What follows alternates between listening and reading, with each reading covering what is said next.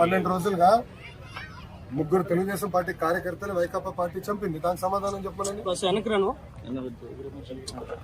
Tummapudi మంగళగిరిలోనే minority సోదరుల్ని Vaikapa నాయకుడు చంపాడు. Bat పట్టుకుని కొట్టి చంపేశాడు.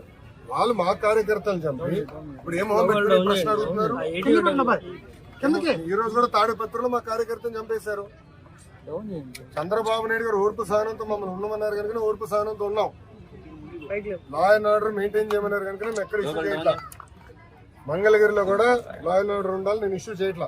చెప్తున్నా, మిమ్మల్ని అడుగుతున్నా, ఎక్కడండి వైకాపా కార్యకర్త ఎవరు దెబ్బ తగిలింది, ఎవరిని చంపాము, మేము ఒక్కడి జోలికి వెళ్ళాం. మేము వాళ్ళు ముగ్గురు మమ్మల్ని చంపి తిప్పి మా పైన ఆరోపణ చేస్తాం. కరెక్ట్ గా రుషికొండ ప్యాలెస్ బహిర్గతం అయింది ఏంటి సార్? 500 కోట్లు మొత్తం చూడండి, ఇంకా చాలా ఉందని. ఇంకా ముఖ్యమంత్రి గారు దానిపైన నివేదిక అడిగారు.